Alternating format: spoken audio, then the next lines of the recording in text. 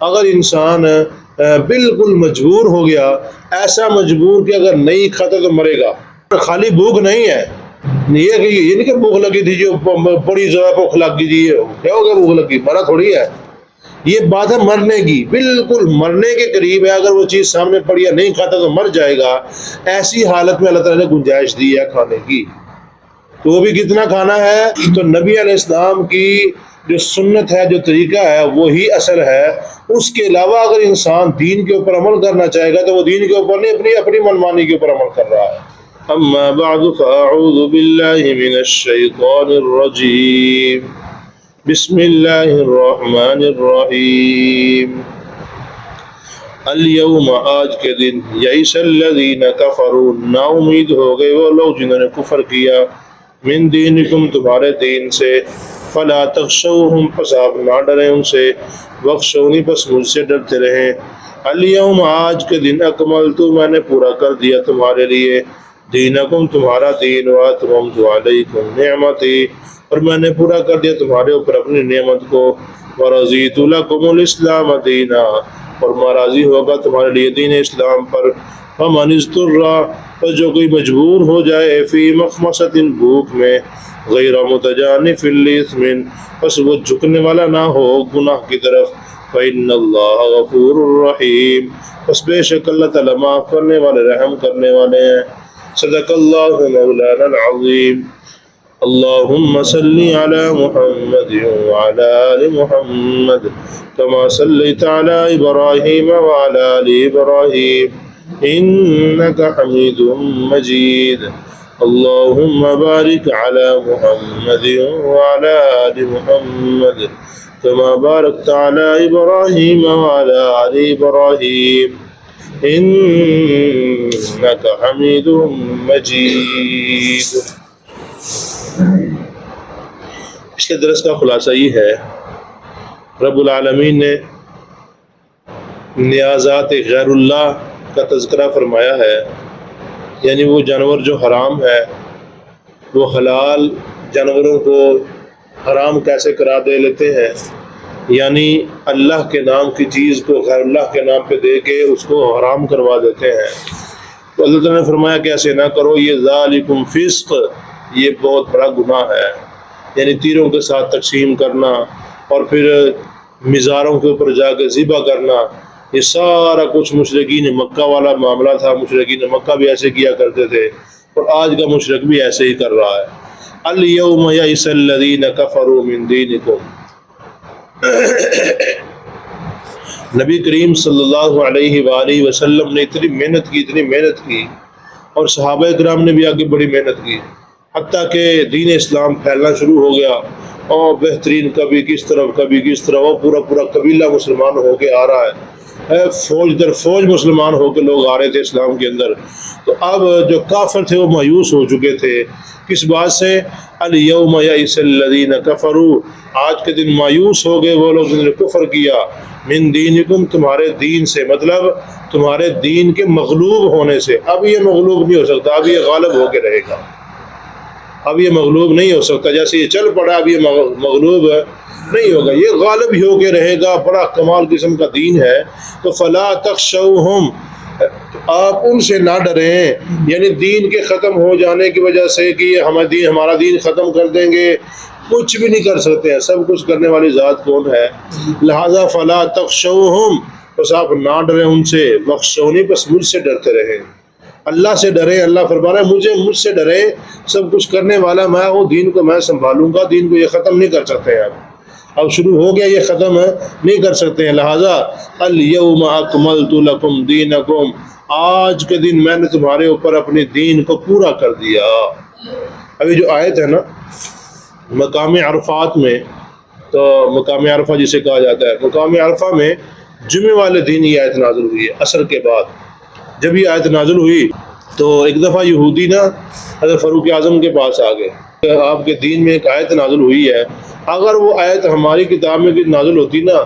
دیکھتے ہم کیسی خوشی کرتے ہوئے جشن مناتے پورا، تو وہ کون سی آیت ہے؟ فاروق اعظم نے فرمایا کہ ہمیں سارا پتہ ہے وہ کس دن نازل ہوئی، کس وقت نازل ہوئی، ہمیں سارا پتہ، ہم منانے کے لیے نہیں آئے ہیں۔ ہم جشن منانے کے لیے دنیا میں نہیں آئے۔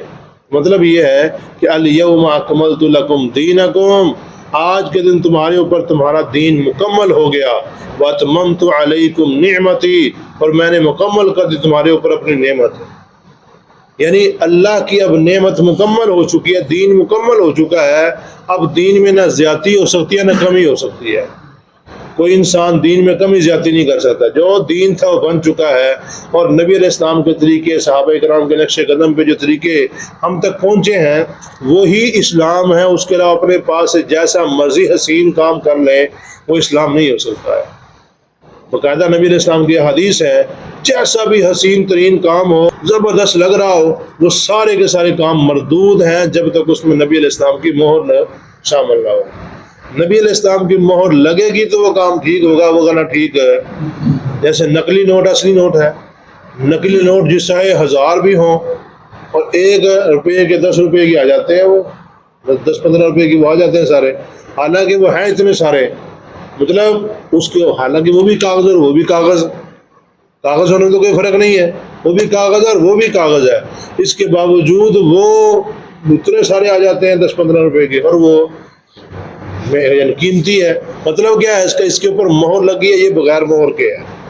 اور جس چیز کے اوپر مہر لگ جائے تو وہ چیز قیمتی ہو جاتی ہے۔ تو نبی علیہ السلام کی جو سنت ہے، جو طریقہ ہے، وہی اصل ہے۔ اس کے علاوہ اگر انسان دین کے اوپر عمل کرنا چاہے گا تو وہ دین کے اوپر نہیں، اپنی منمانی کے اوپر عمل کر رہا ہے۔ آج دیکھ لیں اس میں حرج کیا، اس میں حرج کیا، جیسا مرضی کام کرتے پھر جائیں، کہا جائے نا بھائی یہ کام ٹھیک نہیں، نہ کرو، نبی اسلام کا طریقہ یہاں پہ یہ نہیں ہے، او اس میں حرج کیا ہے جی، دعائی تو منگنے پھر حرج کی ہے جیسے ایسی آگے سے سناتے ہیں۔ تو مطلب یہ ہے، اللہ نے فرمایا کہ دین تمہارا مکمل ہو چکا ہے، اب نہ اس میں کمی ہو سکتی ہے نہ اس میں زیادتی ہو سکتی ہے، جو دین تھا مکمل ہو گیا۔ الیوم اکملت لکم دینکم، آج میں نے تمہارا دین مکمل کر دیا ہے، واتممت علیکم نعمتی، اور میں نے پوری کر دی تمہارے اوپر اپنی نعمت، ورضیت لکم الاسلام دینا، میں تمہارے اوپر دین اسلام کو کی وجہ سے راضی ہو گیا، ورضیت، میں راضی ہو گیا لکم تمہارے لیے، الاسلام دینا، اسلام کو دین بنا کر۔ مطلب کیا ہے، اب دین اسلام تمہارے پاس آ چکا ہے، اس کے اوپر میں راضی ہوں، اسی کے مطابق زندگی گزارنا، کامیاب ہو جاؤ گے۔ اگر اس سے مخالف زندگی گزارو گے، اس سے ہٹ کے زندگی گزارو گے، پھر ناکام ہو جاؤ گے۔ فمن اضطر، اب پیچھے بات چل رہی تھی کہ غیر اللہ کے نام کی نظر و نیاز نہیں کھانی ہے، کھانا بالکل حرام اور چیزیں حرام ہیں۔ اللہ نے آگے مزید ایک حکم دیا ہے، فمن اضطر فی مخمصۃ غیر متجانف لإثم، اگر انسان، میں نے کل یہ بتایا تھا، اگر انسان